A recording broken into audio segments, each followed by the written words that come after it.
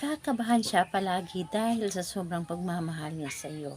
Gusto niyo ba na walang ibang laman ang kanyang puso at isipan kundi ikaw lamang sa bawat araw o sa bawat oras o minuto? Hello mga guys, kumusta kayo? Panibagong araw, panibagong video na naman tayo. And sa araw na ito ay isa na naman video ang aking tuturo sa inyo na simpleng gabay o simpleng pamamaraan na makakatulong sa atin. At bago ang lahat, gusto ko lang mag-disclaimer sa mga taong hindi naniniwala at hindi gusto ang mga kagaya nitong video. Please skip this video at maghanap kayo ng videos na gustong gusto nyo, dahil ang video na ito ay para lamang ito sa mga taong naniniwala and gusto mag-try. Sa lahat po ng mga nagko-comment dito sa aking video dito sa loob ng aking channel, mag-ingat sa lahat ng mga nagre-reply sa inyo na dinadala kayo sa kanilang WhatsApp, in-emo app upang makaiwas po tayo sa scam. And ayun po, ituturo ko sa inyo paano siya laging kakabahan, lalo na kapag ikaw ay hindi niya makita o hindi kanya makakasama. Kakabahan siya palagi dahil gusto kanya na lagi kanya makakasama o makita. Ito ay pwedeng gawin sa parehasang kasarian, babae ito babae, and lalaki ito lalaki. And syempre naman sa ating babae at lalaki na mag-partner. And pwede mo rin itong gawin kahit na kayo ay magkalapit at magkalayo sa isa't isa. Dito po ang kailangan nating ihanda is kailangan lamang dito maghanda ng isang kandila. So, pwedeng puti na kandila, pwedeng gamit na, pwedeng bago, basta ito ay kandila.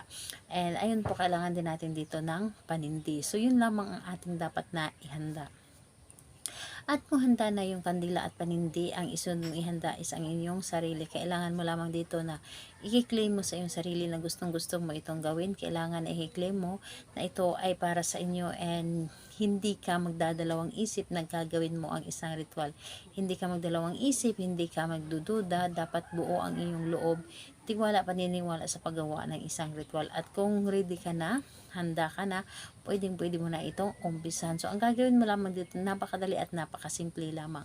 Sa kandila po, sindihan mo lamang ito. Sindihan mo lamang ang kandila at ilagay lamang sa iyong harapan. So, pagkalagay mo sa iyong harapan, iyo lamang itong titigan ang kandila. Titigan mo lamang ito ang kandila at na mga ilang segundo. And ayun po, ibulong mo lamang dito ng paulit-ulit ang kanyang pangalan ng 11 times. So, pangalan niya, apelyido, kakabahan ka palagi dahil sa sobrang pagmamahal sa akin. Again po, pangalan, apelyido, kakabahan ka palagi dahil sa sobrang pagmamahal sa akin. 11 times mo itong paulit-ulit na sasambitin ang isa o ang bulong na ito.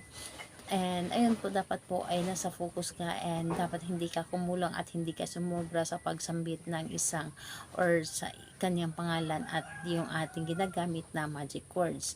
And ayun po, pagkatapos mo itong sambitin ang kandilang ito, hayaan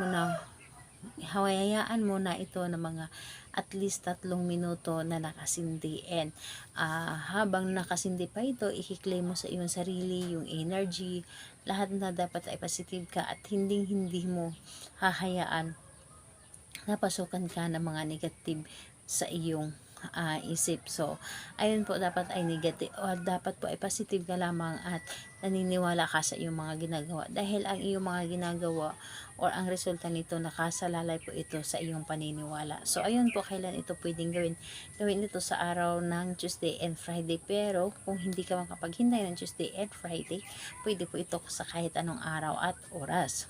So, ayun, i-recommend ko sa inyo, dapat po ay mas maganda na gabi natin ito gawin, lalo na kapag tahimik na ang paligid, dahil kapag tahimik ang paligid, mas mabilis tayo mapapagkinggan ng ating universe. So, ayun po, salamat po sa inyo. Bye bye everyone. God bless us all.